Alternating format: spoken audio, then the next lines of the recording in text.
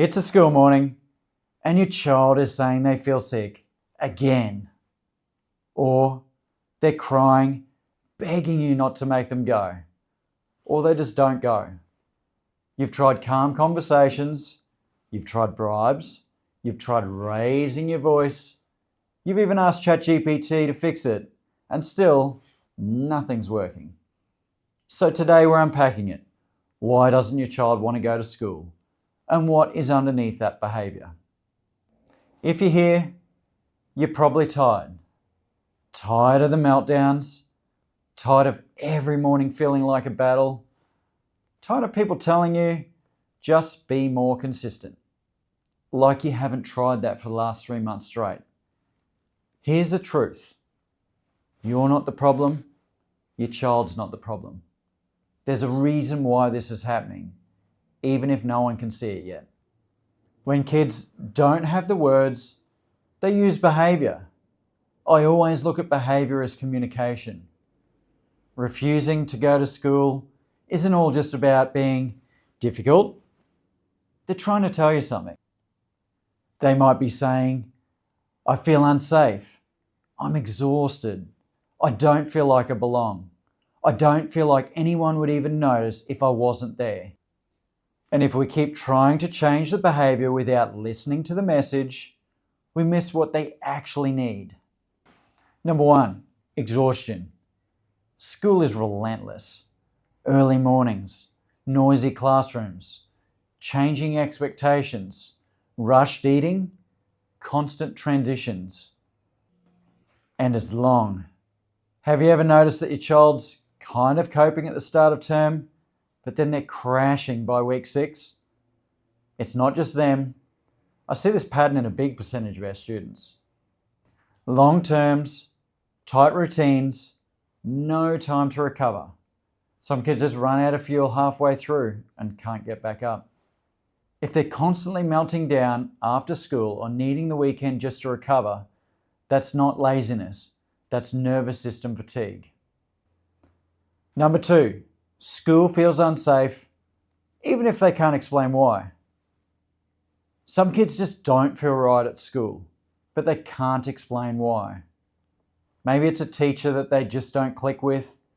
Maybe they're getting corrected all the time and feel that no one understands them. Maybe there's social tension bubbling away under the surface. They might not be being bullied, but they feel constantly on edge, like they're one wrong move from disaster. When school feels unpredictable, emotionally unsafe, or just uncomfortable, it's normal to want to avoid it. Not because they're weak, because they're human. Number 3, they don't feel like they matter. Let me tell you something that I've seen again and again, especially in adolescence. Kids who feel invisible, they stop showing up. Belonging isn't just something that all young people want. It's a survival need. If you want to re-engage a disengaged teen, don't start with a reward chart. Start with giving them a role at school that actually matters. Number 4, unmet learning or sensory needs. They might be smart, they might be polite, they might not cause any trouble, but that doesn't mean that they're coping. Some kids are working 10 times harder than everyone else just to stay afloat, and no one sees it. Many schools are also exploding in size. When I'm walking around some schools at lunchtimes, it's utter chaos. For many, it's absolute sensory overload. Some staff I work with even find lunch duties overwhelming.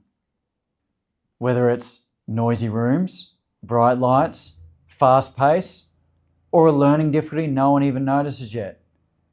If school feels like a place they can't succeed, it quickly becomes a place they don't want to go. Number 5, social stress or subtle bullying.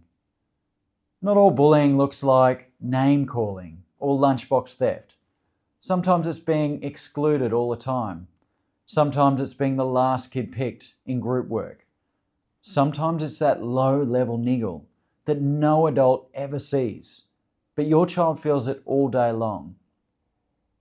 And if school is a place where they feel like no one wants them there, then it makes perfect sense that they don't want to be there either. Number 6, they don't have the words, but something is wrong.